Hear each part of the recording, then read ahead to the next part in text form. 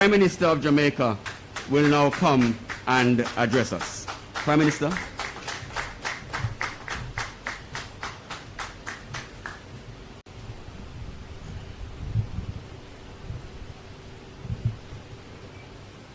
Now, just for the cameras, I'm starting off with my masks. With my mask. I have more than one on me actually. But you know, it's important to establish that I do wear my mask, and I wear it often, and anytime I'm in public.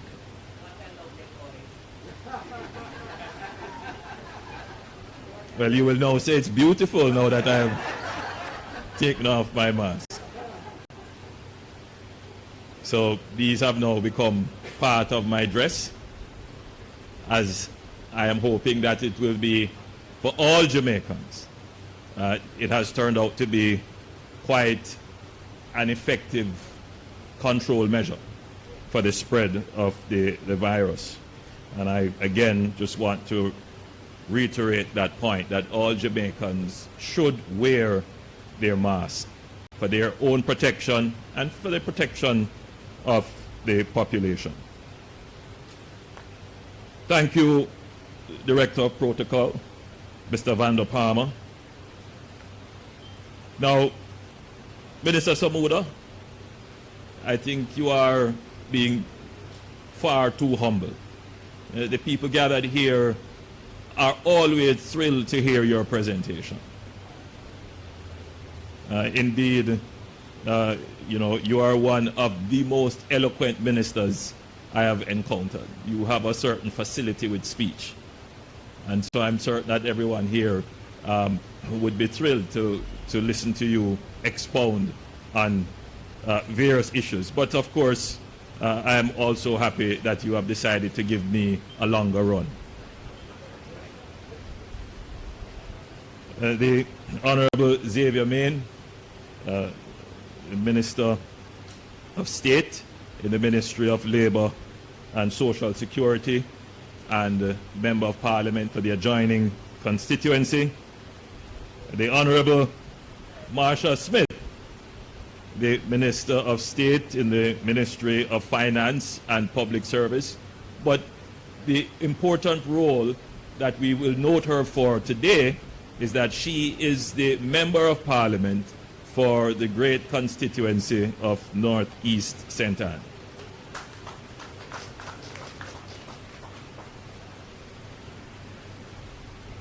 Let me acknowledge our Permanent Secretary, Colette Roberts-Risden, who is doing a great job in the Ministry of Labour and Social Security. Let me also acknowledge Councillor Dallas Dickinson, Deputy Mayor of St. Anne's Bay, and Ms. Camille Scott, the St. Anne Parish Manager, the St. Anne's Parish Council Manager. We have in our presence as well Reverend Prince Taylor Young, Mrs. Rosemary Pilner, sister of the late Honorable Shahini Robinson, representatives of the media, distinguished ladies and gentlemen, good afternoon. Today is one of those bittersweet days. The opening of the St. Anne Parish Office of the Ministry of Labour and Social Security is of special significance. The late Honorable Shahini Robinson, former Minister with responsibility for Labour and Social Security and Member of Parliament for this constituency, St. Anne Northeast, who represented this constituency for some 19 years until her passing. And indeed, you know, she was like she was like a sister and then a mother to this constituency. She attended the groundbreaking ceremony for this parish office. And as our Lord would have it, she is now in more peaceful circumstances.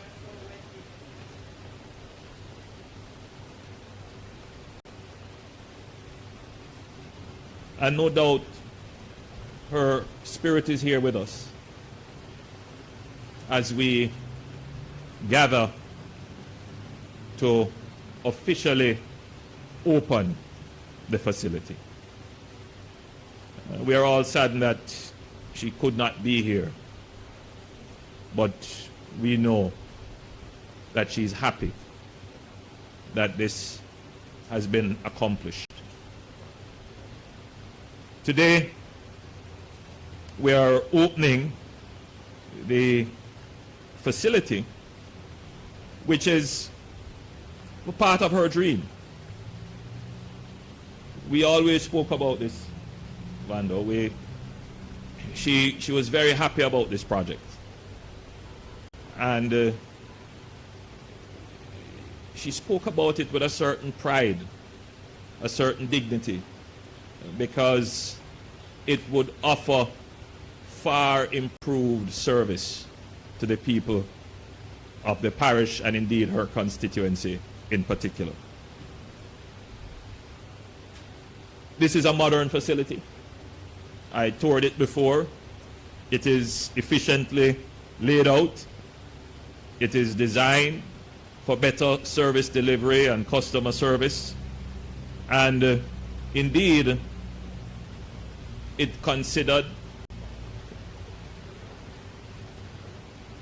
the circumstances of the town. It made provisions for parking.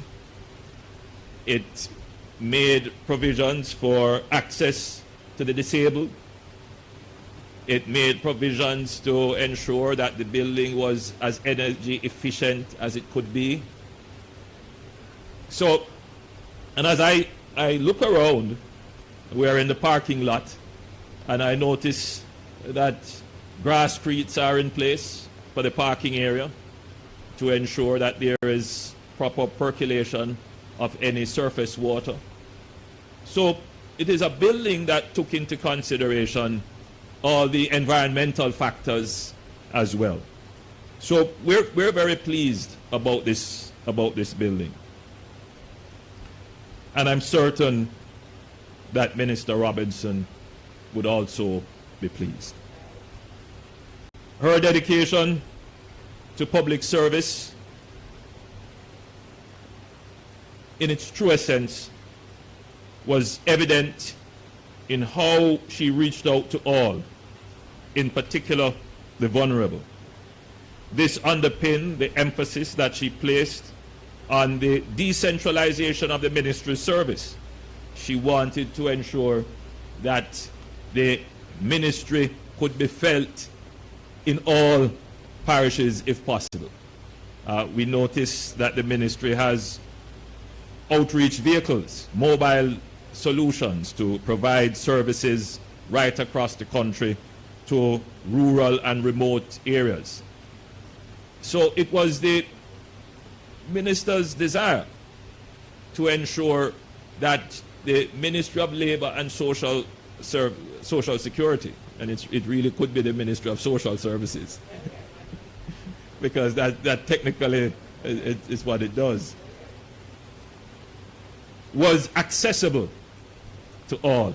I was reading in the papers recently, and I noted the permanent secretary pointing out as well that you have another facility coming on stream in St. James. And I noted that the St. James municipality is also suggesting that that building be named in honor of our former and dearly beloved Shahini Robinson, former Minister of Labor and Social Security. I reserve my comments on that. I don't know if it would be feasible or practical to do both, but the proposal has been made, and it will, I'm certain, go through the process of consideration. Now, the cost of the St. Anne Parish Office building is approximately $538 million. And we have to commend the contractor and indeed the ministry who gave supervision, because it came in basically on time and just over budget. I gather you were about $13 million over budget.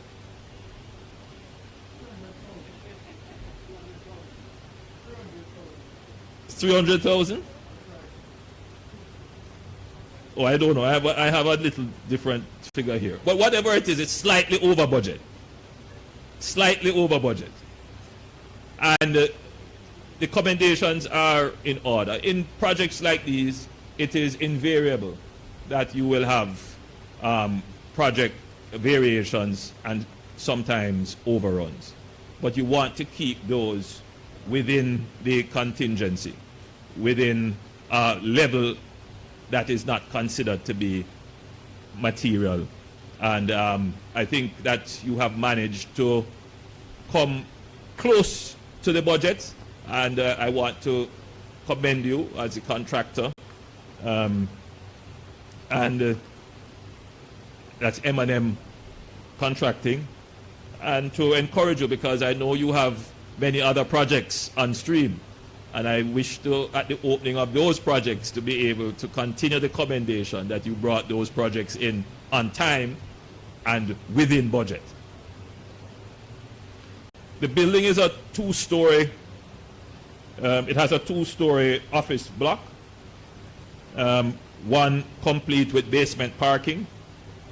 The building is located on 44,186 square feet of land space, and the gross building area is 27,268 square feet. The facility has 72 parking spaces, which is excellent considering the town in which you are.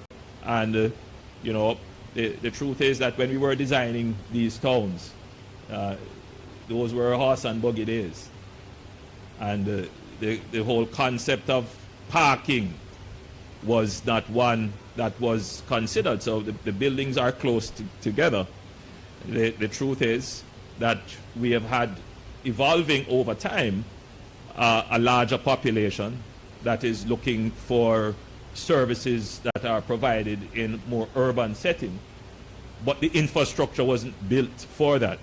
So when we are now building anew, we have to build with that in mind. So they have built with sufficient parking that this building and the services it provides would not contribute to congestion in the township.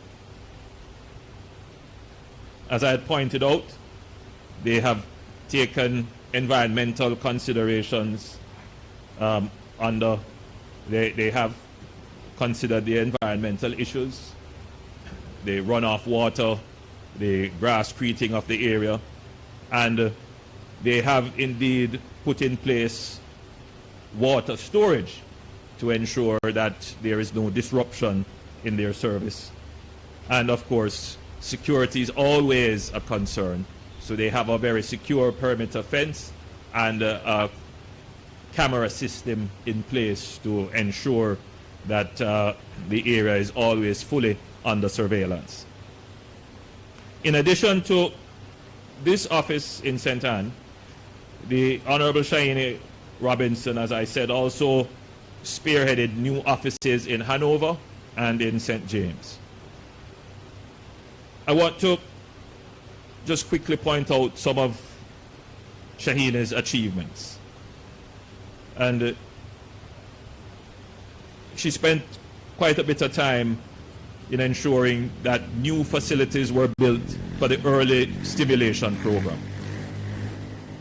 She established the Western Division of the Industrial Disputes Tribunal in St. James. She tabled in Parliament the revised policy for senior citizens as a green paper, and she did that in March 2018. She spearheaded the ratification of the International Labour Organization, the ILO Convention 189 for domestic workers, demonstrating her deep and abiding commitment to addressing the plight of all workers. And she also reaffirmed Jamaica's commitment to the United Nations Convention on the Rights of Persons with Disabilities.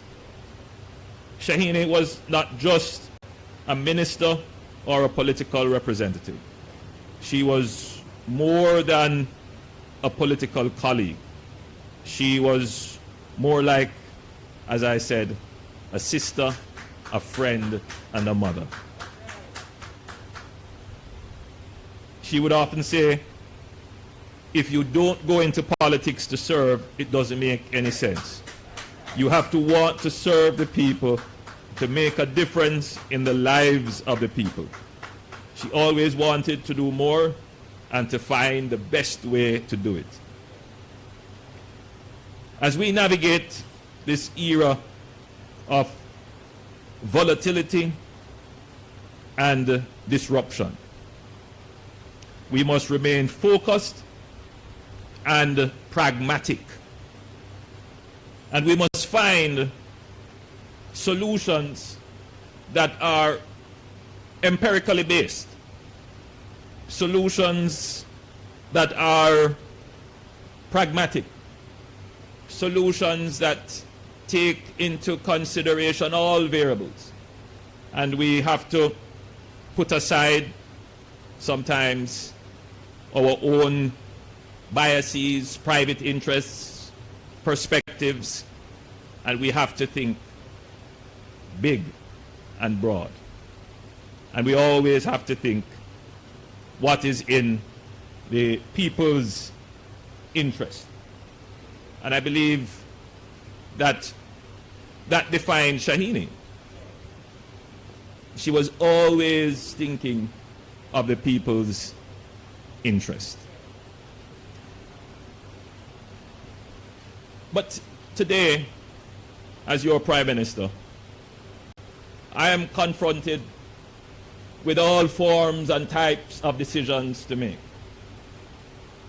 about what is in the people's interest. The people's interest sometimes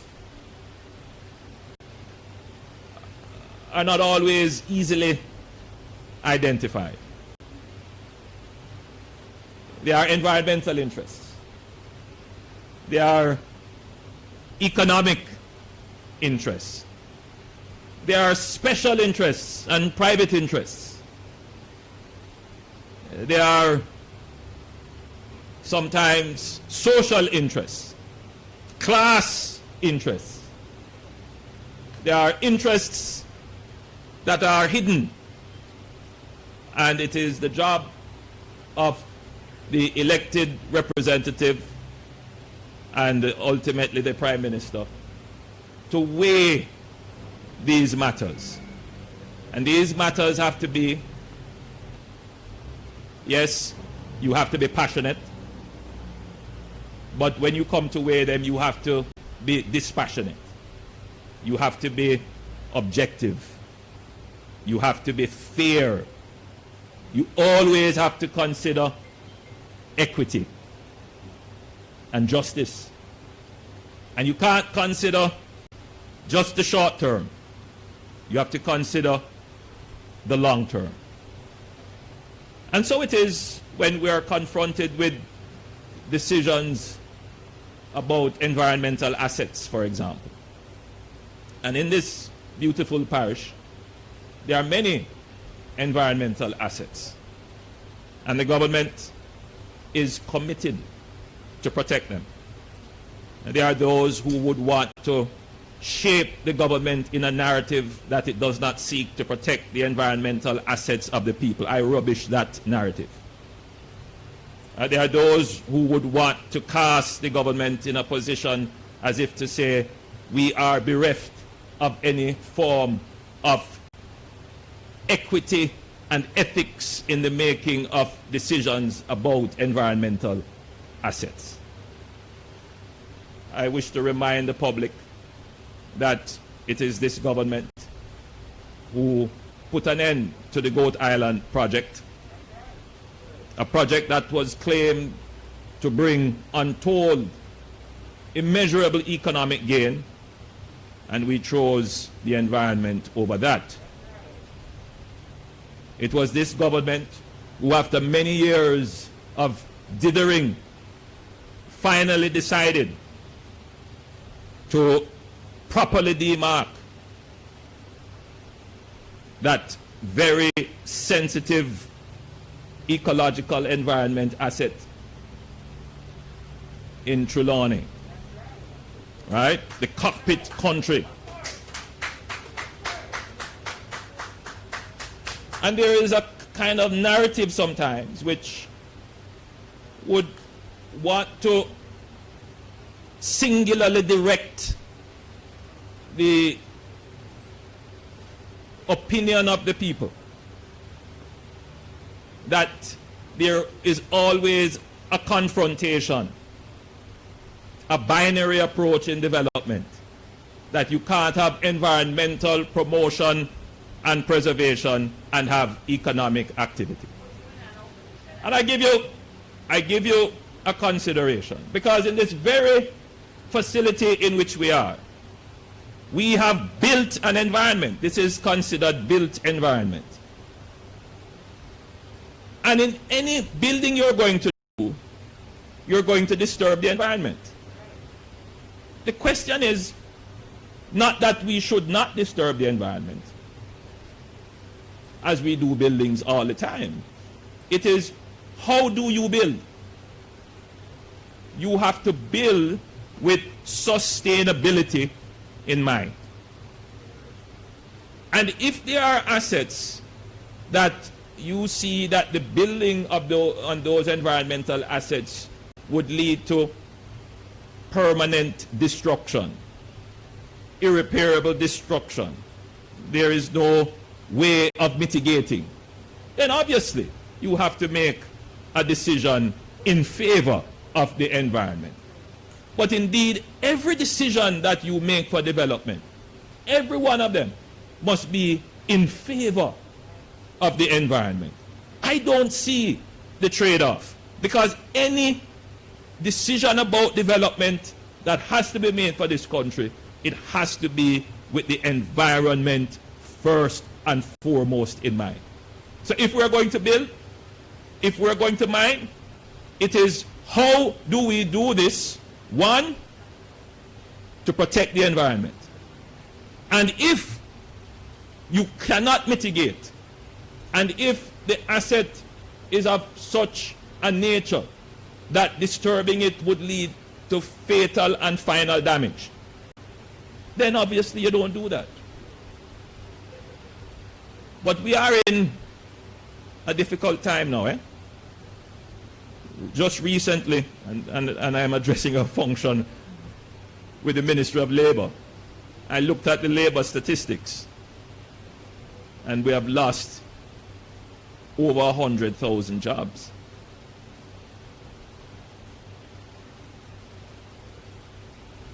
The economic impact of the pandemic has not yet come home to us.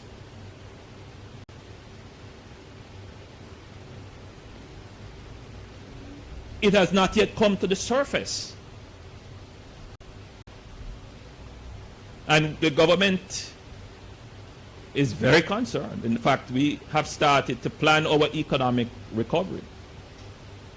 Because one of the things I've observed about the social dialogue and narrative around environment and economic development is that when there is no economic development, the environment suffers. I wonder if you're following what I'm saying. When people don't have the means, they settle anywhere. They're not taking regard for the environment. Even with policy in place, and in Parliament I started to raise the issue that there needs to be political consensus about how people settle, because we're going to have to start to relocate. And when that happens, we shouldn't have political tension. It should be a consensus that some areas in which people are located, they are environmentally sensitive, and some of them are dangerous areas, should be no-build areas. But we also note that people without work, they go into protected areas and they cut trees down. and they build what we call coal skill. They burn coal. And as you go right across Jamaica, even in some of our forests, in fact, a strategy of the forestry department is to empower people economically so that they have a better understanding of the forest and that they don't rely on the forest in the way they do, destructively, for their economic survival. So a strategy of protecting the environment is also ensuring that people have livelihood. In fact, many projects come before me, and I'm now working on one. It's very interesting that there are many claims about the sensitivity of the area that is proposed to be developed. This is for a housing development.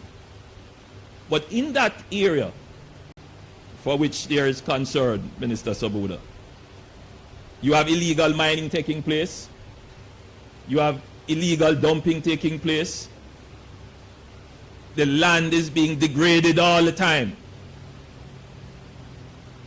But yet there is concern that we are going to develop the land. And the truth is that if it is done properly, we would then have proper ownership of the land, put proper systems in place, and the environment would benefit from that. So the public narrative, as if to suggest that, you know, the government is just going out there destroying assets without any form of consideration, that is not true. The government is taking a very enlightened view as to how this country should develop. And every single development must have as its main objective how to protect, preserve, and promote the environment. So there is a particular issue which I've listened very carefully before I come out and speak, as I always do. I listen carefully to what people are saying. And everybody's, you know, this is the beauty of Jamaica is its democracy.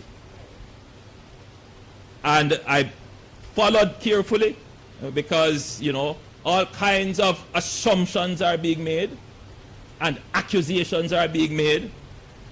And, you know, as a public official, you know, these things are going to be said. But they are not true. And I am not the kind of public official to allow falsehood to stand in the public record. And that before we act as a government, we go through the steps and procedures, always knowing that any action that is taken as a public official is open to review. It is open to review by the public, it is open to review by the courts, and so we always try to be exceptionally careful. But what you will never hear about this Prime Minister is that he does not act.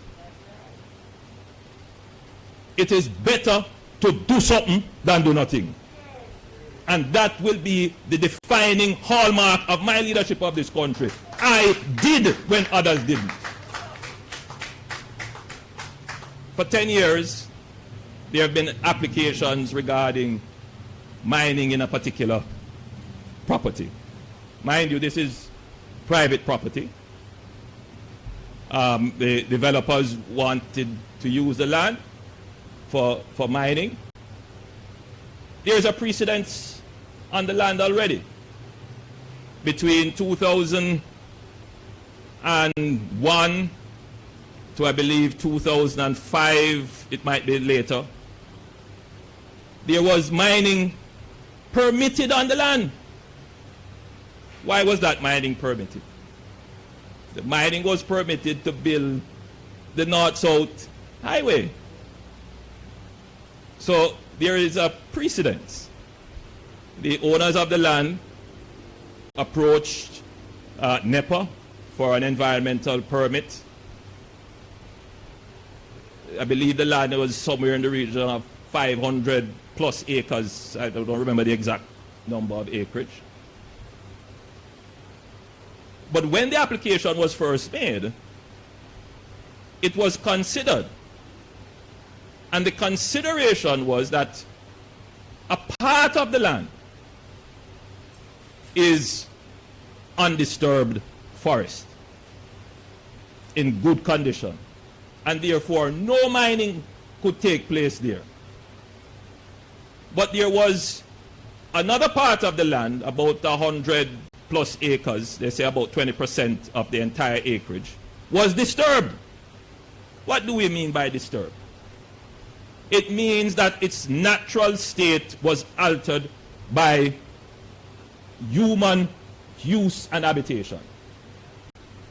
As I said before, there was mining taking place there, but people went in and cut down the trees. So, you know, it happens all across the country. You have land, people not seeing the economic value of it, they leave it up. People need livelihood, and they turn to the land. But if you had management of the land, if you had owners who were able to realize their economic interest in the land with regulations such that they protect, promote, and preserve the environment, then you would have a greater protection of the environment. So yes, there is a piece of the land that is disturbed. And from 2010, the owners have been back and forth with the regulator as to whether or not it could be developed. They have gone through all the processes, all the consultations. They have done an environmental impact. They have done several. When the technical committee reviewed it, this is now the body of experts and subject specialists in the government, and I had an opportunity to just look at their deliberations, which was quite considered. They outlined what the environmental risks and threats were, and that was a basis on which the application could be denied. And they outlined as well what were the potential benefits and how we could mitigate the threats. And then they passed it to the authority that has the power to make a decision. Now, I am not going to go into what the authority and how they came to their decision. They went and they refused the application. And that's perfectly fine. The law provides for an appeal. And an appeal was made. It went through the process. The experts from NEPA made their submission, which was, again, balanced submission, why it could be accepted, why it should not be accepted. How, if you're going to accept it, what are the mitigating factors? And the basis on which it should not be accepted. The appeal was considered by then Minister without portfolio in the Ministry of Economic Growth and Job Creation, Honorable Leslie Campbell, and he recommended to me that it should be, the appeal should be upheld. I looked at it, it went through the process, and after considering all, we decided to allow the appeal. Now, we didn't do this in any, you know, we did this considering all the issues. It was not a lightly taken decision. 71 conditions were placed on the application. 71. You know, most certainly, these conditions have significant costs to it. They have to put up a performance bond. They have to hire botanists and other technical experts to relocate any species that is considered in need of protection. They have to put in place a significant buffer zone to mitigate against noise, dust from wind. All kinds of conditions are in place. So I want to assure the public that the decision was not taken lightly. There is a picture in our newspapers of that beautiful bluff as you are driving along the North Coast Highway. The mining will not affect that. And indeed, the mining will be behind that. It will not be visible to the public driving, traversing that area. And it will be a significant buffer zone between the road and where the mining will take place. The mining will not take place all at once. They have put it in phases, so they have to mine a small area first. When that is finished, then they have to come back to get approval to go to another area. The development plan is not just on mining, and that was also very important. It is a wider development plan. So in effect, the people who are doing the mining, they have to pay for their supervision. They have to pay for restoration and any form of environmental protection and care that has to take place in that area. And it will be strictly regulated.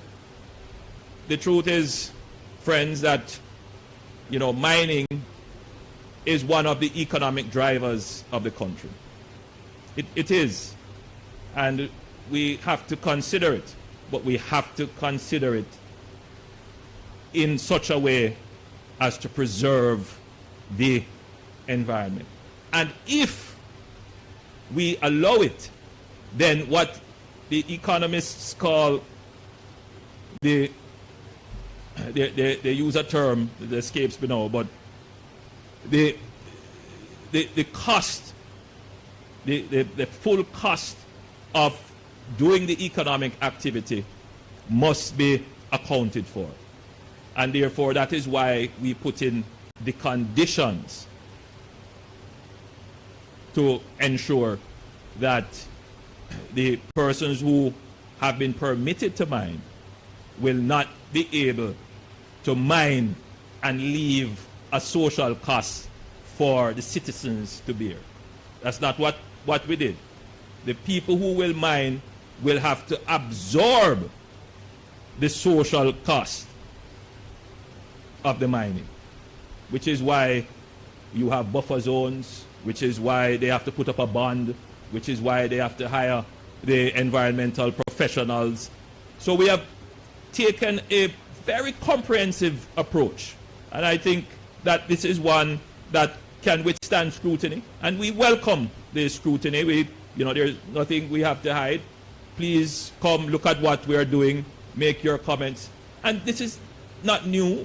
Other countries have done it, and they are doing it as we speak. So Jamaica has to develop the capacity to be able to utilize its natural resources, but in a way that preserves and promotes and protects the environment. And that is how we will have to proceed as we seek to have sustainable development. I'm speaking to the Jamaican people. We are somehow, when I talk to people, they have a sense of calm. Yes, they are worried about the pandemic. Yes, they are worried about crime. But generally, the government has handled all these several crises without skipping a beat. And so there is a sense of calm in the country that the government will respond. But, from where I sit, there is cause for concern.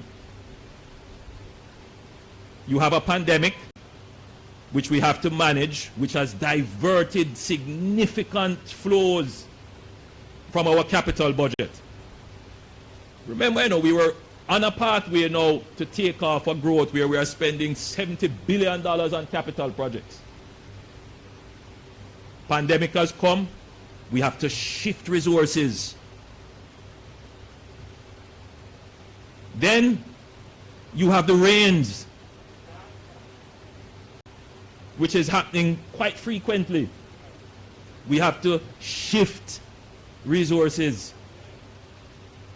You constantly have the crime situation, and we have been dedicating resources to that. The fallout in employment is going to have a knock-on effect, third and fourth order effect coming up, which we haven't started to see. More people unemployed, crime is going to grow, people are going to degrade the environment, people are going to squat.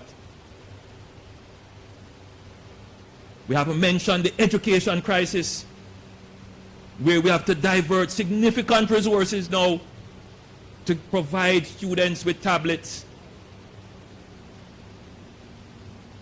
We are still keeping the same teaching staff, the same public service staff, so the wage bill isn't changing. So let us have a practical conversation now about how Jamaica is going to move forward. Not a one-sided conversation, a practical conversation. I stay up late at night just trying to figure out now.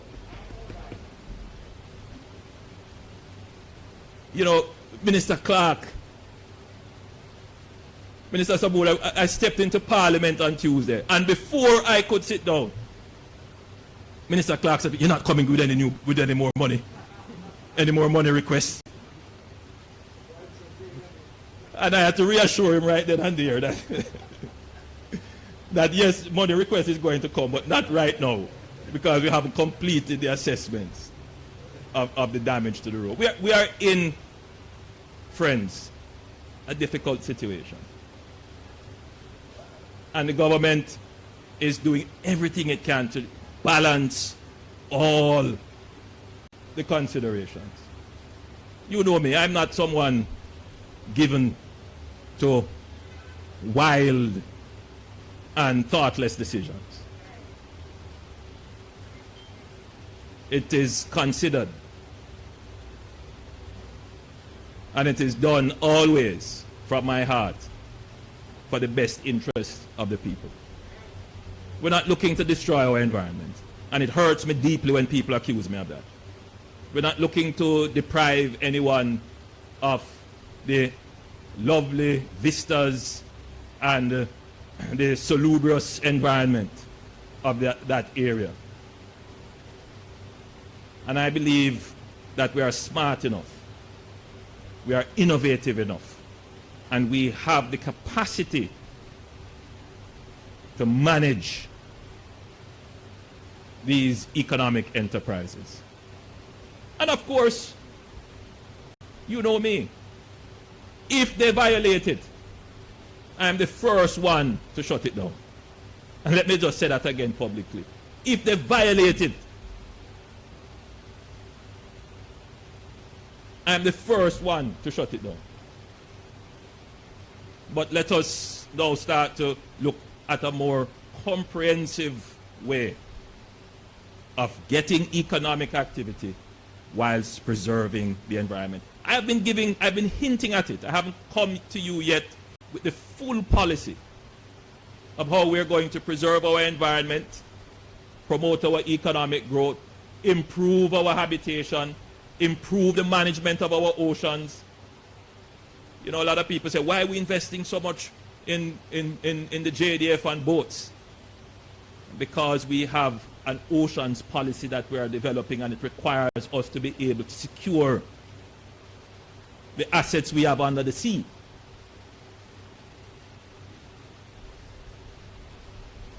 A lot of people are saying, you know, the North Coast Road, it's probably the only road there with ease of access into St. James and Trelawney, and then, you know, you're putting more traffic on the road.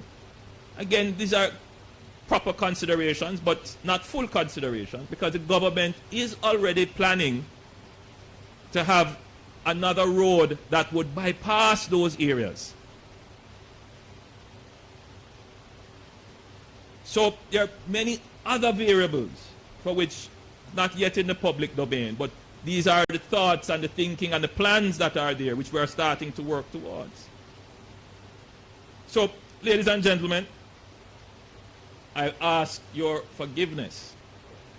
Rosie, you forgive me? I'm sure that Shaini would not mind that I have taken this platform to make this address to you, because I see where the conversation is going. As I said, you know, I'm entitled to defend myself, and I am always open to public criticism, and the public discourse is important, but it behooves me to also add the other dimensions to the consideration. And I leave it in the judgment of the people, as always. So, ladies and gentlemen, it is my great pleasure to be here. And I look forward to the unveiling of the plaque for this building. You have been a wonderful audience. Thank you.